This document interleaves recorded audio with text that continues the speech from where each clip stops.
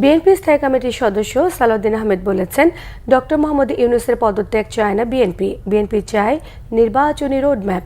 আর BNP চেয়ারপারসনের উপদেষ্টা জয়নুল আবেদিন ফারুক বলেছেন, অন্যের হাতে বন্দর দেয়া, করিডোর দেয়া এবং নির্বাচনকে বিলম্বিত করার সংস্কার চায় না বিএনপি। সরকারকে অস্থিতিশীল করে এমন সংস্কারও চান না বলে জানিয়েছেন তিনি। রিপোর্ট করছেন আহমেদ সরওয়ার।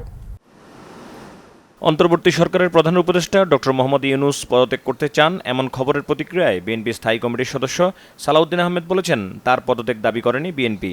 তিনি যদি পদত্যাগ করতে চান বা দায়িত্ব ছেড়ে দিতে চান সেটি তার ব্যক্তিগত বিষয় হতে পারে।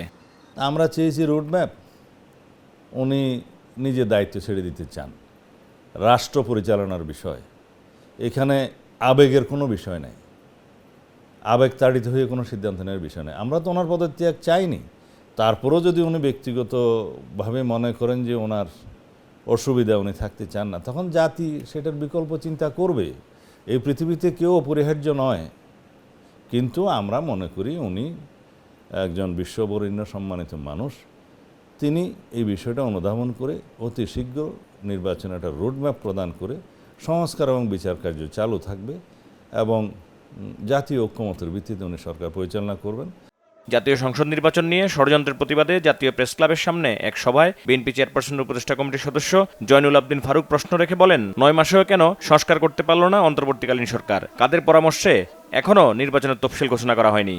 আমরা তো আপনার কাছে নির্বাচন চাই, সংস্কার করেন, এমন সংস্কার করেন না যে সংস্কারের মধ্য দিয়ে করিডোর হবে, চট্টগ্রামের বন্দর অন্যের হাতে চলে যাবে।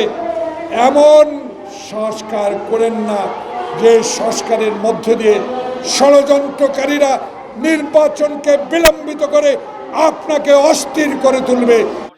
এদিকে বিএনপি ক্ষমতা এলে জুলাই আগস্ট আন্দোলনের শহীদ ও আহতদের পরিবারের সব দায়িত্ব রাষ্ট্র নেবে বলেছেন বিএনপি সিনিয়র যুগ্ম মহাসচিব রুহুল কবির রিজভী। নরসিংদীতে তিনি একথা বলেন। যারা এই আন্দোলনের সুফল পাচ্ছেন, যারা উপদেষ্টা হয়েছেন, বড় বড় পদ পাচ্ছেন, রাজনৈতিক দল গড়ে তুলছেন, তারা তো এই বিষয়গুলি আরো খবর নেওয়া উচিত ছিল। তারা তো একক দাবিদার মনে করতে, তারা আজকে নেই কেন? ইনশাল্লাহ বিএনপি যদি ক্ষমতায় আসে, প্রতিটি শহীদ এবং যারা আহত হয়েছেন প্রত্যেকটি দায়িত্ব তখন রাষ্ট্র দায়িত্ব পালন করবে। আমরা বিএনপি পরিবারের পৃষ্ঠপোষক তারেক রহমানের নির্দেশনায় শহীদ আরমান মোল্লার পরিবারের সদস্যদের আর্থিক সহায়তার পাশাপাশি সন্তানদের লেখাপড়ার দায়িত্ব বিএনপি নিয়েছে বলেও জানান দলটির নেতা। আহমেদ সরওয়ার, বাংলাভিশন, ঢাকা।